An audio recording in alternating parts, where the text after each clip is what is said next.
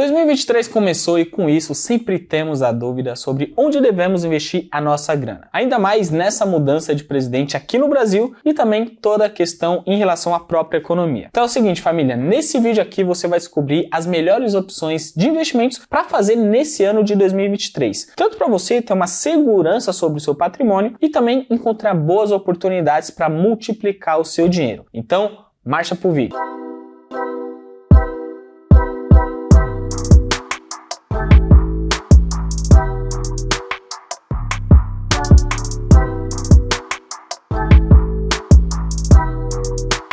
Aqui na Voz é o seguinte, depois de 3 meses parados aqui com o canal do YouTube, por causa de toda a reforma aqui no QG do Favelado Investidor, isso porque nós iniciamos alguns projetos e entre eles um podcast novo sobre investimentos. E também, já dando aqui um pequeno spoiler, estamos iniciando outro projeto que também é um podcast, só que esse novo podcast vai ser ali focado tanto em empreendedores e pessoas de sucesso que vêm diretamente da quebrada, diretamente da favela. Inclusive, já convido você a se inscrever no podcast, que é focado sobre investimentos até o momento, que é o Papo de Investidor, e que tem episódio novo toda quinta-feira. Então, já está aparecendo um card aqui e também está aqui na descrição para você se inscrever e acompanhar esses episódios para melhorar a sua vida financeira como um todo, fechou? E finalmente, estamos aqui também no primeiro vídeo de 2023 e já trazendo um tema que muitos de vocês acabaram pedindo.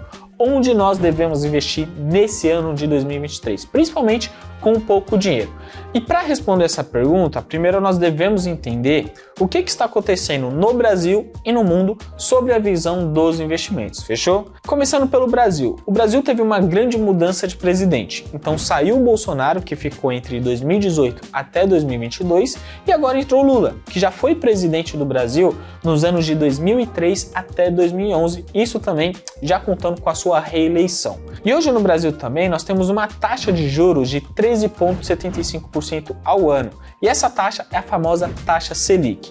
Temos também uma grande inflação, chegando aí a 5,9% ao ano, e a nossa bolsa de valores fechou em 2022 com uma rentabilidade de 6,08%.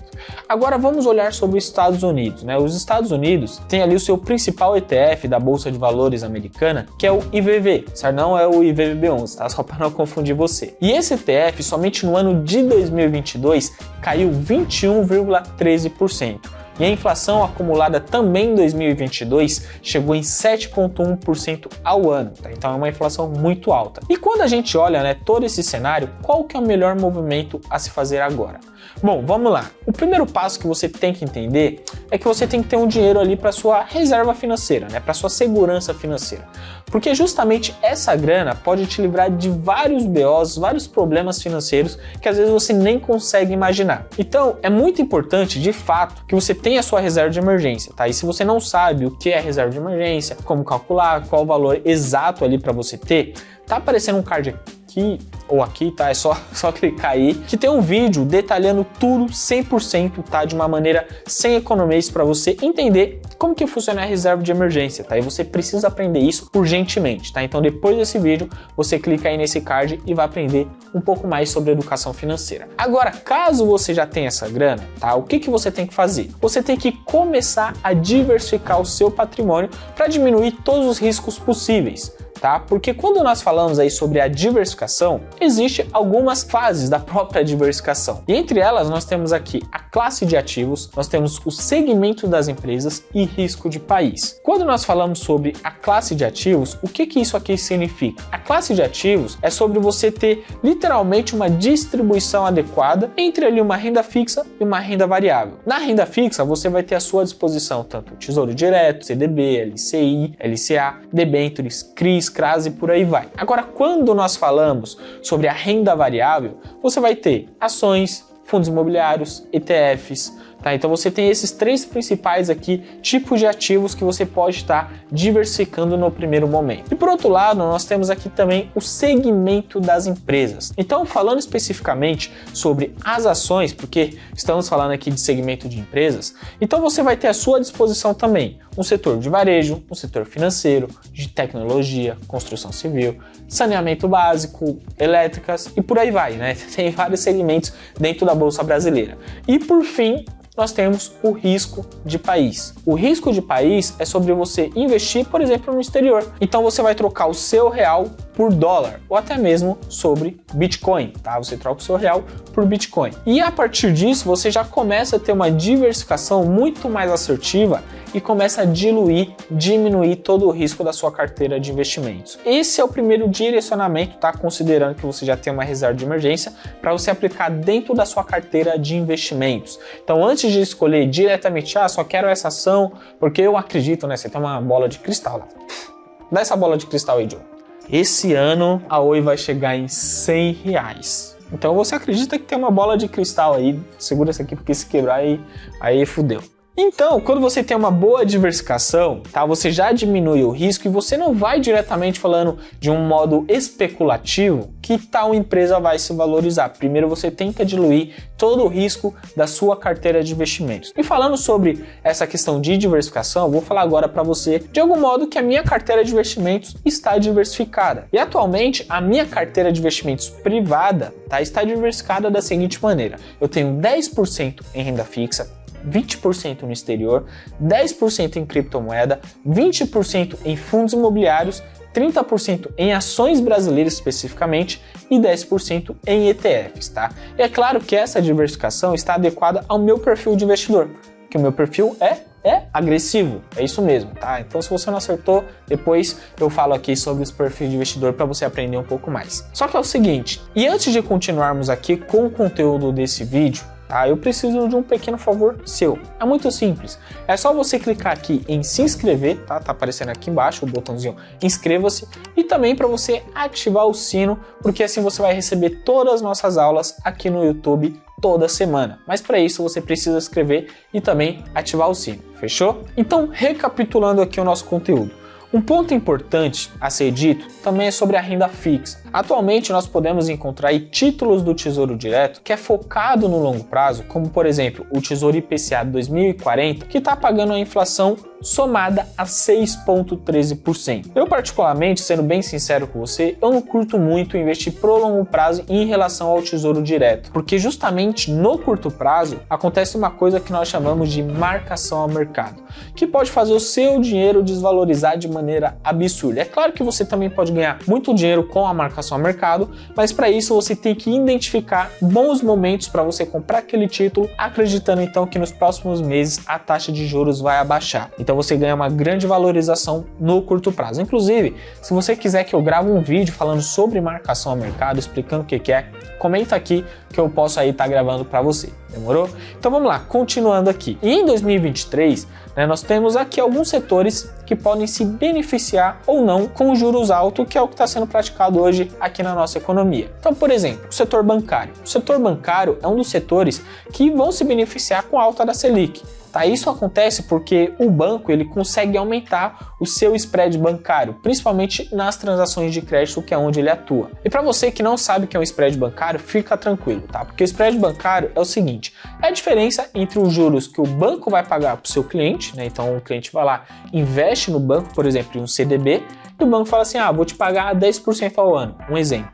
Só que por outro lado, o banco ele pega aquele dinheiro que o cliente investiu, emprestou para ele, e ele vai emprestar para outro cliente através de um empréstimo de financiamento. E obviamente que esses juros, do empréstimo de financiamento é muito mais alto comparado ao que ele vai pagar para o primeiro cliente. Então, de um lado ele está pagando 10% e, por exemplo, ele vai receber, 30% no ano, 20% no ano. Então, essa diferença entre quanto ele vai receber de um e vai pagar para o outro é o spread bancário, que é justamente o lucro, o ganho ali que ele tem nesse momento. E quando nós falamos sobre a alta da Selic, é um excelente momento aí para o banco aumentar esse spread e ter ali uma boa rentabilidade. Agora falando sobre outro setor que ganha nesse cenário, é justamente o segmento ali de seguros, tá? Para você ter uma ideia, as seguradoras elas conseguem aplicar o dinheiro das prestações pagas pelos clientes quando eles contratam um seguro. Então, esse dinheiro que em tese ficaria parado, ele começa a ser remunerado pelo CDI. Agora, se o CDI está pagando apenas 2% ao ano, o retorno é muito pequeno. Mas hoje, né, com a taxa Selic muito alta, então consequentemente o CDI também vai estar mais alto, a remuneração, a rentabilidade é muito maior. E para você ter uma ideia, existem algumas empresas desse segmento, né, do setor de seguros, que o ganho é tanto que chega a ser até maior do que a própria operação da empresa. Tá? E uma empresa aí para você ficar de olho, especialmente no setor do seguro, é a própria BB Seguridade. Lembrando que não é uma indicação, mas você pode estar olhando aí e avaliando se faz sentido você investir ou não. Para você ter uma ideia, a BB Seguridade teve um acúmulo, tá? Somente em 2022 de 28,13% ao ano.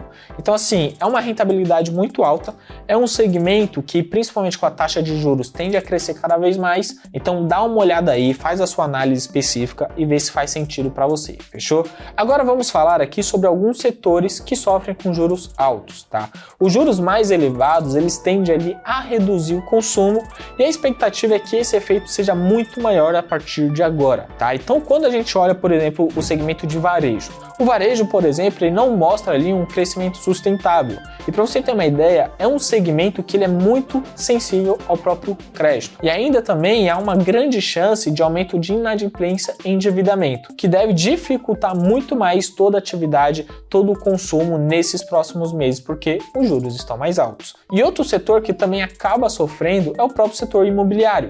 Isso acontece porque o setor imobiliário, eles trabalham ali muitas vezes de uma forma em relação aos financiamentos imobiliários, onde vai consistir em uma das linhas de crédito que é ajustada rapidamente diante de todos os aumentos da própria Selic. Então, quando a Selic sobe, acontece esse ajuste de uma maneira muito mais rápida através dos financiamentos, que é bom para o banco, mas pode ser ruim em relação às construtoras como um todo, porque fica mais difícil vender seus lançamentos, seus empreendimentos. Então, a alta da taxa Selic, ela pode reduzir de uma forma muito significativa todo o apetite ali para a tomada de novos financiamentos, por exemplo. Assim como pode aumentar também o grau de inadimplência entre todos aqueles contratos que já existem, tá? Então, esse é o setor pode ser prejudicado ali com a alta da taxa Selic, né? Então, isso pode fazer com que as empresas faturem menos, vendem menos, e isso vai ser um grande reflexo lá na cotação da Bolsa de Valores. E respondendo à grande pergunta, onde nós devemos investir em 2023 com pouco dinheiro?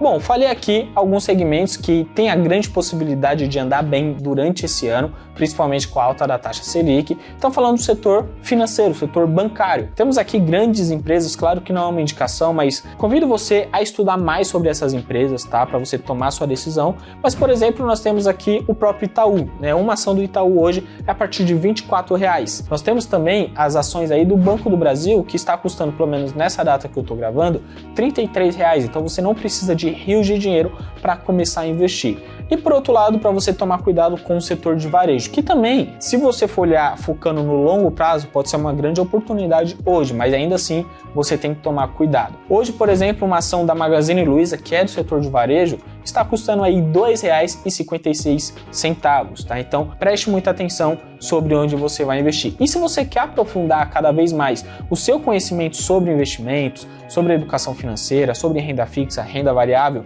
tô deixando aqui na descrição e também no comentário fixado o meu e-book, né, que é o Guia de Investimentos da Quebrada, onde você vai ter ali um direcionamento para começar a investir com o pé direito nesse ano de 2023. Fechou? Clica lá e já garante seu e-book, certo? Tamo junto, te encontro aí no próximo vídeo. Valeu e foco nas notas!